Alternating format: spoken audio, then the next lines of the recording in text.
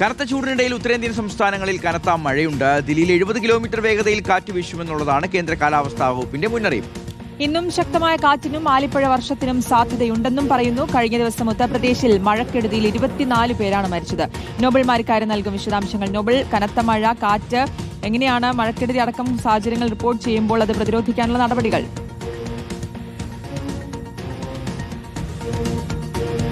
ഷിഹാസ്, ഉത്തരേന്ത്യൻ സംസ്ഥാനങ്ങളിൽ കനത്ത ചൂടായിരുന്നു കഴിഞ്ഞ ദിവസങ്ങളൊക്കെ ഉണ്ടായത്. അതിനിടെ ശക്തമായ മഴ കൂടി പെയ്ത് സാഹചര്യം കൂടുതൽ മോശമാക്കി എന്ന് വേണം പറയാം. കാരണം പലയിടത്തും മഴയും വെള്ളപ്പൊക്കവും അത്തരത്തിൽ സാഹചര്യങ്ങളിലേക്ക് കാര്യങ്ങൾ പോകുന്നതാണ് കാണാൻ കഴിഞ്ഞത്. പ്രത്യേകിച്ച് ഉത്തർപ്രദേശിലാണ് ഏറ്റവും അധികം പ്രതിസന്ധി ഉണ്ടായത്. 24 പേർക്ക് അവിടെ ജീവൻ നഷ്ടപ്പെടുകയും ചെയ്തു. ഇന്നും ഇപ്പോൾ എന്താണെങ്കിലും ഒരു തെളിഞ്ഞ കാലാവസ്ഥയിലേക്ക് ദില്ലി അടക്കമുള്ള സ്ഥലങ്ങൾ എത്തിയിട്ടില്ല. മഴയ്ക്ക് സാധ്യത ഉണ്ടെന്നാണ് കാലാവസ്ഥാ വകുപ്പിന്റെ പ്രവചനം ഈ ഘട്ടത്തിൽ ഉള്ളത്. പ്രധാനമായും ശക്തമായ കാറ്റ്, 70 കിലോമീറ്റർ വരെ വേഗത്തിൽ കാറ്റ് വീശാനും അതോടൊപ്പം ആലിപ്പഴ വീഴ്ച കിടക്കാൻ സാധ്യത ഉണ്ട് എന്നും പ്രവചിക്കപ്പെടുന്നു. ഇന്നിപ്പോൾ ഒരു യെല്ലോ അലർട്ട് പ്രഖ്യാപിച്ചിട്ടുണ്ട് എന്ന വിവരമാണ് കാലാവസ്ഥാ വകുപ്പുമായി അറിയാൻ കഴിയുന്നത്. എന്താണെങ്കിലും നിലവിലത്തെ സാഹചര്യത്തിൽ ഈ പറഞ്ഞ ഉത്തർപ്രദേശിലാണ് ഏറ്റവും അധികം മഴക്കെടുതി രൂക്ഷമായത്. 24 മരണങ്ങൾ എന്ന് പറയുമ്പോൾ പ്രധാനപ്പെട്ട കാര്യം സുൽത്താൻപൂരിൽ 7, അമേത്തിയിലും അയോധ്യയിലും 3 പേർ വീതം വെച്ച്, അതുപോലെ തന്നെ പൂർവാഞ്ചലിൽ 5 പേർ. എങ്ങനെയാണ് മരണത്തിന്റെ ഒരു കണക്ക് എന്താണെങ്കിലും പുറത്തേക്ക് വന്നിരിക്കുന്നത്. അതോടൊപ്പം തന്നെ ഉത്തരേന്ത്യൻ സംസ്ഥാനം കനത്ത ചൂട് തുടരുമ്പോൾ വലിയ തരത്തിൽ വൈദ്യുതി ഉപയോഗവും വർദ്ധിക്കുന്നുണ്ട്. വൈദ്യുതി പ്രതിസന്ധി ഉണ്ട്. പലയിടത്തും പവർ കട്ട് അടക്കമുള്ള കാര്യങ്ങൾ ഇപ്പോൾ ഉള്ളത് വലിയ ആശങ്ക ഉണ്ടാക്കുകയും ചെയ്യുന്നുണ്ട്. അതായത് നിലവിലത്തെ സാഹചര്യത്തിൽ ഒരു വശത്ത് ചൂട്, ഒരു വശത്ത് മഴ, അത്തരത്തിൽ